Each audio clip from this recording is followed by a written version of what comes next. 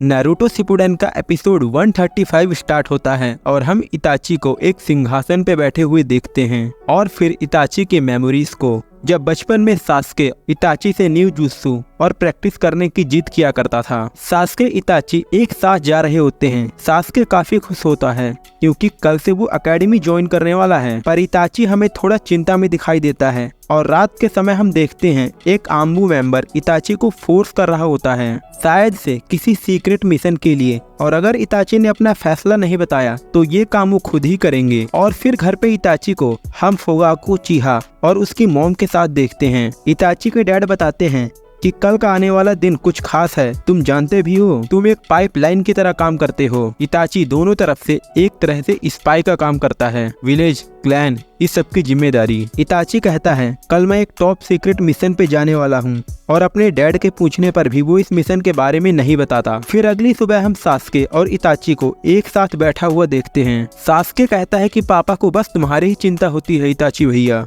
इताची कहता है और शायद इसी वजह से तुम मुझसे नफरत भी करने लग जाओ। और ये तो सच्चाई है कि एक निंजा का रास्ता दुख से भरा होता ही है। ताकतवर बनने में इतना भी फायदा नहीं है, आदमी अपने ही लोगों से कटता चला जाता है। हम दोनों भाई हैं, मैं हमेशा तुम्हारे साथ रहूंगा, चाहे तुम्हारे रास्ते में रुकावट बन के ही सही, भले ही तुम मुझसे नफरत ही करने लग जाओ।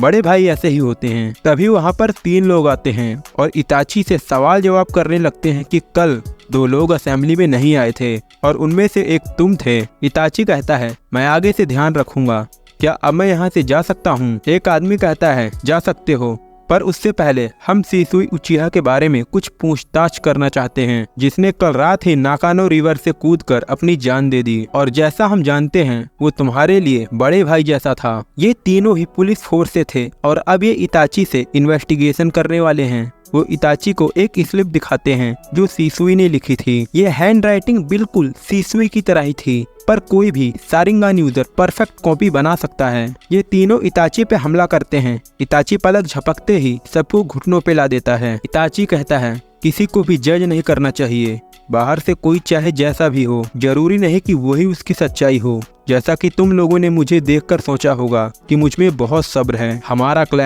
क्लैन, तुम सब खुद को कुछ ज्यादा ही समझते हो, बिना सोचे कि सामने कौन है। तभी इताची के डैड फुगाकू चिहा वहाँ पहुँचते हैं। वो इताची को समझाते हैं, पर इताची कहता है मैं बस अपनी ड्यूटी कर रहा था। सास्के घर के अंदर से ही इताची को माफी मांगने के लिए कहता है। इताची कहता है मुझे माफ कर दो, पर मैंने शिसुई की जान नहीं ली। फुगाकू कहता है आम्बू को डायरेक्ट होकागे से ऑर्डर मिलते हैं, तो बिना किसी वारंट के हम इसको अरेस्ट नहीं कर सकते, और अब से इताची की पूरी जिम्मेदारी मैं लेता हूँ और इस पे नजर भी मैं ही रखूंगा। सब चले जाते हैं और फिर इताची सास्के को मांगेक्यू शारिंगान की एक झलक दिखाता है। रात के समय इताची उस स्लिप को लेकर बैठा हुआ था।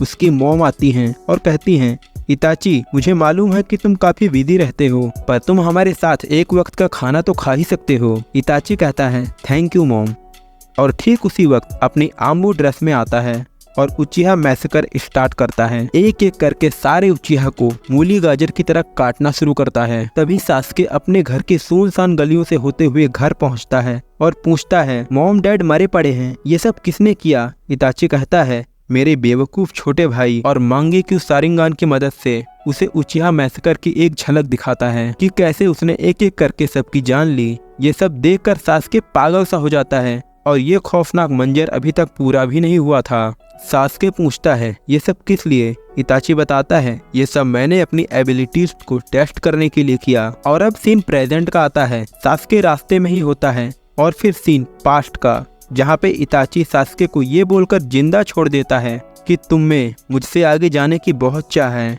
और तुम में ये हिडन एबिलिटीज भी है। मेरी तरह तुम भी अपने मांगेक्यू शारिंगान की शक्ति को हासिल कर सकते हो, बस शर्त ये है कि इसके लिए तुम्हें अपने सबसे करीबी दोस्त को मारना होगा, जैसा कि मैंने किया, और ये तुम अपनी आंखों से देख सकते हो। सास्के कहता है मतलब शिसुई को तुम्ही ने मारा? इताची सास्के को एक खुफिया जगह बताता है जहां उचिहा क्लैन के विजुअल जुत्सु के रिकॉर्ड्स हैं। अगर तुम मांगेक्यू शारिंगान अवेक कर लेते हो तो ये शक्ति सिर्फ 3 लोगों के पास ही होगी, और तभी तुम्हारे जीने का कुछ मतलब भी होगा। तुम्हें तो मारने में भी मुझे शर्म आ रही है। तुम बहुत कमजोर हो और इसी दर्द के साथ अपनी जिंदगी जियोगे।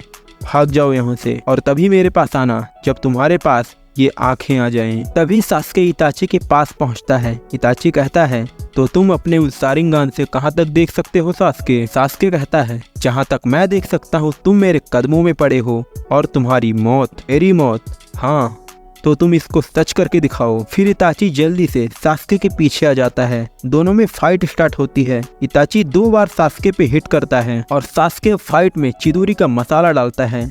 चिदोरी से बचने के लिए इताची हवा में जंप करता है और हवा में ही सास्के इताची के शरीर से तलवार आर पार कर देता है। अब सास्के कहता है, मुझे तुमसे आखिरी सवाल पूछना है। सास्के को लगता है कि इसने गॉड ऑफ गेंजुत्सु इताची उचिहा को मार दिया, जबकि इताची तो अभी तक अपनी पोजीशन से हिला तक नहीं था। सास्के 0.0001 सेकंड में ही इताची के चेयर के पीछे आके तलवार इताची के आर पार कर देता है। अब इताची को समझ आता है कि जो सामने सास्के है ये सास्के है ही नहीं, ये तो भी गेंजुत्सु था। और अब वो इताची से दोबारा वही सवाल पूछता है कि मांगेक्यू शारिंगान हासिल करने वाला वो तीसरा इंसान कौन है? इताची कहता है, तुम्हें उसके बारे में जानने की इतनी इच्छा क्यों है? सास्के बताता है, क्योंकि मैं तुम्हारे बाद उसे मारने वाला हूँ। सास्के तलवार अब और अंदर घुसाता है।